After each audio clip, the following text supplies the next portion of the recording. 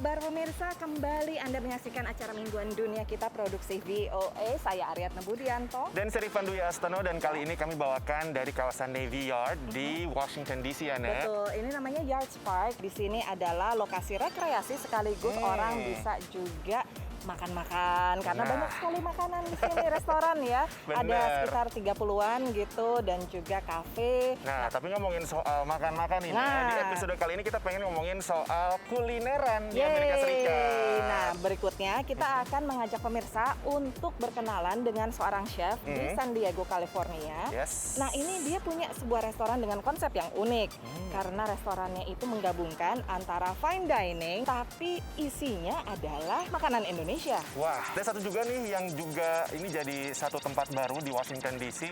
Ini adalah restoran tempat makan yang menawarkan menu Poffertjes. Kalau nggak salah dari Belanda, resep Indo-Belanda gitu. Betul sekali. Tapi yang ini uniknya adalah karena menunya ini disesuaikan untuk mereka yang memang punya alergi makanan khusus.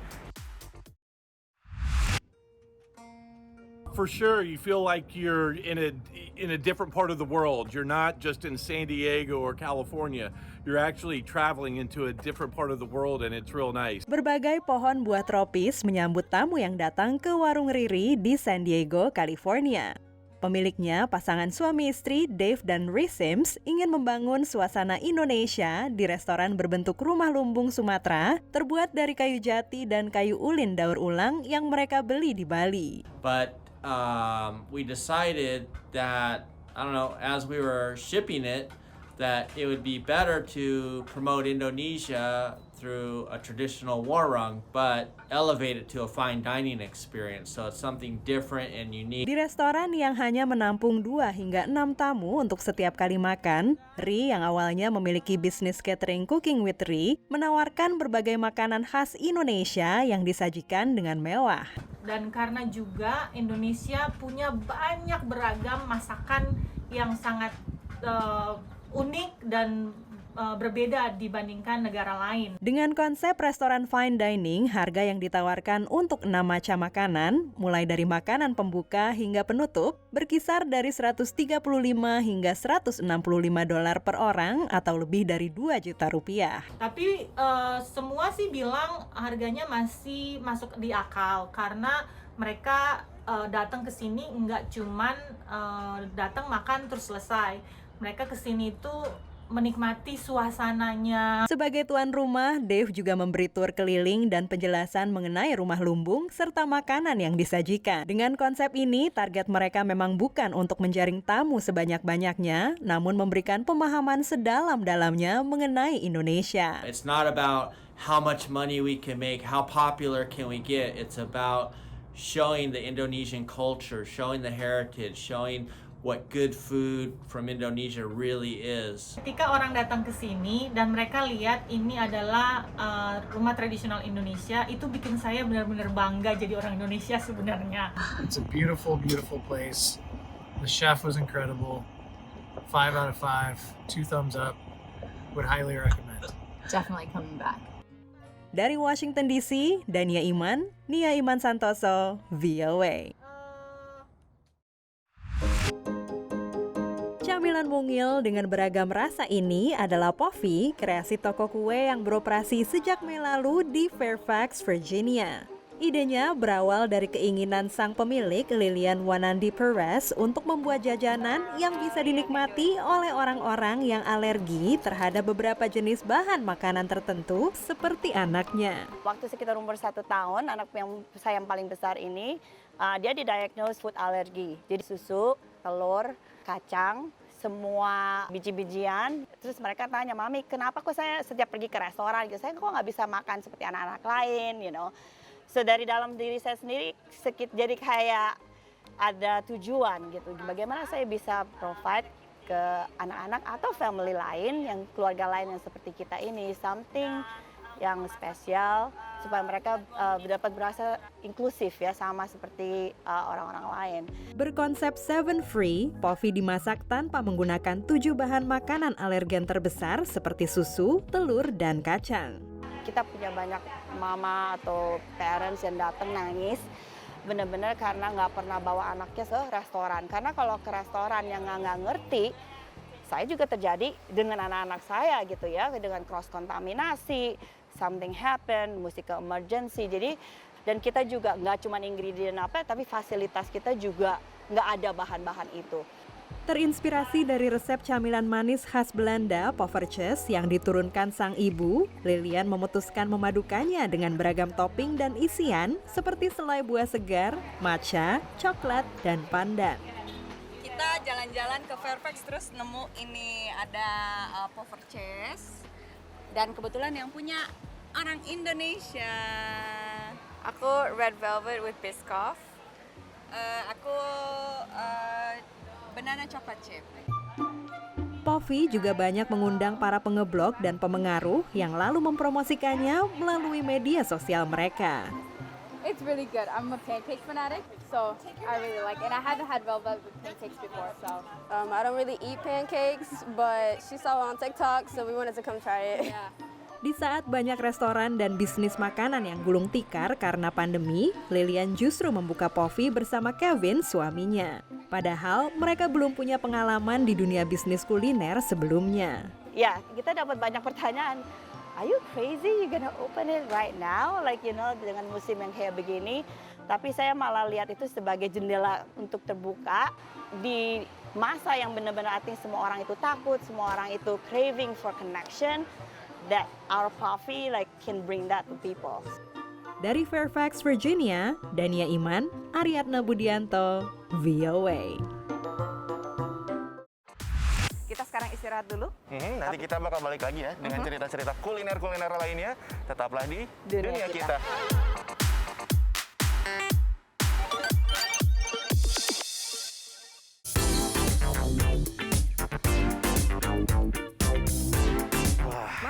Di Dunia Kita yang masih kami bawakan dari kawasan Navy Yard di Washington DC. Betul. Ya, ngomong soal kuliner Indonesia, Yes. orang sekarang sudah sangat familiar dengan yang namanya tempe. Tempe semakin populer di Amerika. Ada di supermarket terdekat kita juga ya. Dan memang ini juga semakin banyak yang suka karena ini jadi makanan alternatif ya Nenya. Apalagi buat mereka yang mungkin vegetarian atau vegan. Betul sekali. Dan ini juga jadi satu lahan bisnis yang dikembangkan oleh sebuah konsorsium yang isinya ini adalah ada saintisnya, ada pengusaha-pengusaha juga untuk membuat produk tempe. Dan mereka ini berbasis di New Hampshire ya, Nek? Di kota Thomasville yang kemarin ini terkenal karena mau ada didirikan Kampung Indonesia. Wah, pas. Ya, nah, dan berikutnya karena kita masih ngomong-ngomong soal makanan juga, bagaimana caranya supaya kita bisa selalu menyediakan pasokan pangan yang cukup untuk warga di dunia, populasi semakin bertambah.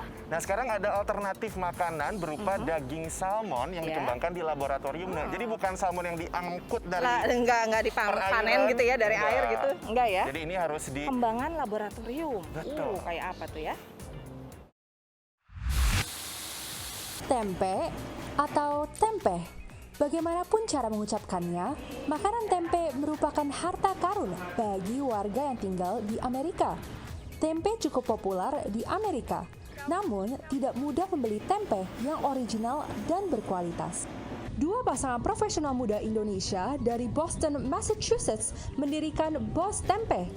Walau latar belakang mereka bukan dalam bidang kuliner, mereka mempunyai peran yang saling melengkapi.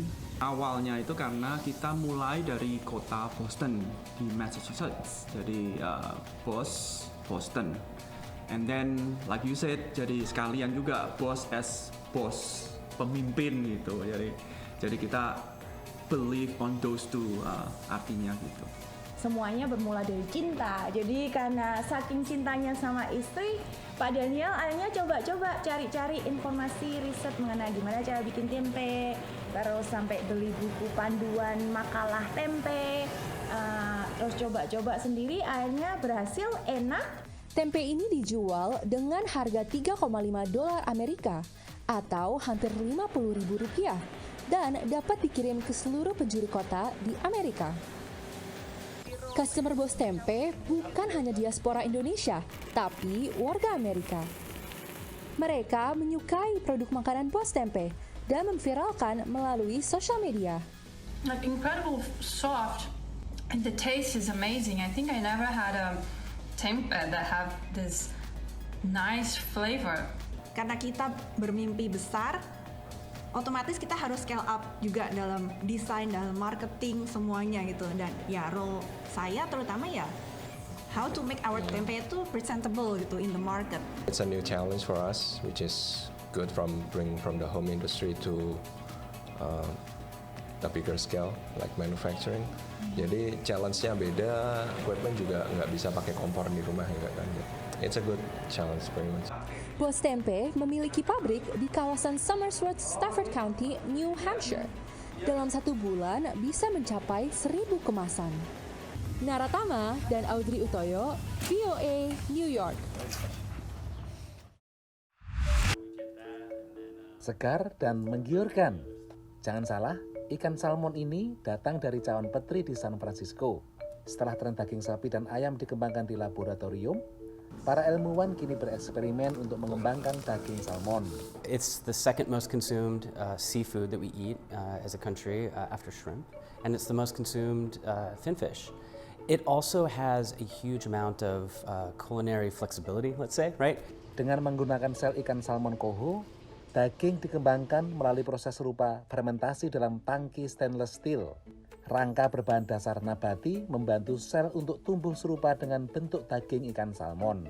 Dalam waktu 6 hingga 8 minggu, daging salmon siap disantap. The texture is so close. The firmness of the fish, the color of the fish, the striations, and it has just this really great clean finish.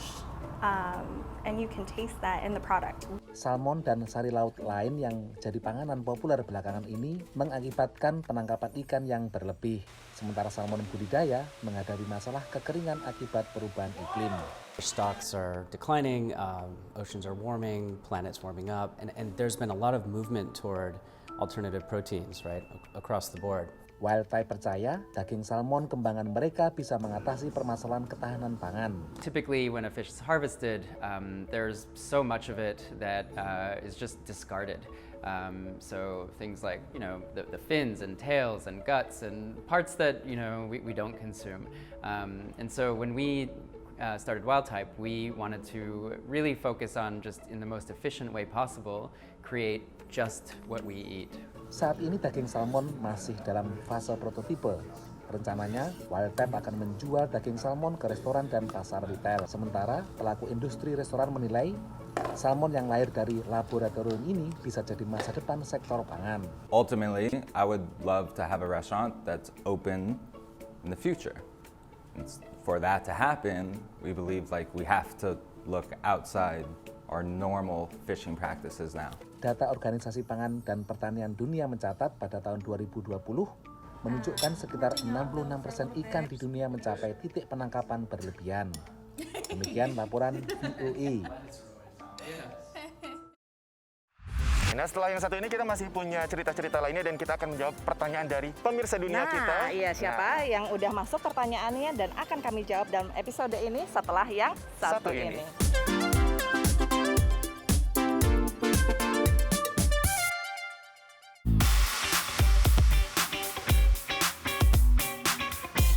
Masih dalam dunia kita yang kami bawakan dari kawasan Yards Park di Washington DC. Ya, nah sekarang waktunya untuk menjawab pertanyaan dari Anda yang sudah memasukkan pertanyaan ke redaksi dari siapa nih? Moraganda di Medan. Halo. Hai VOA Indonesia, aku pengen bertanya nih. Emang bener ya kalau kita misalkan belanja di pasar tradisional Amerika tidak ada proses tawar-menawar antara pembeli dan penjual sama seperti yang kita lakuin biasanya di pasar tradisional Indonesia? Mohon infonya, thank you.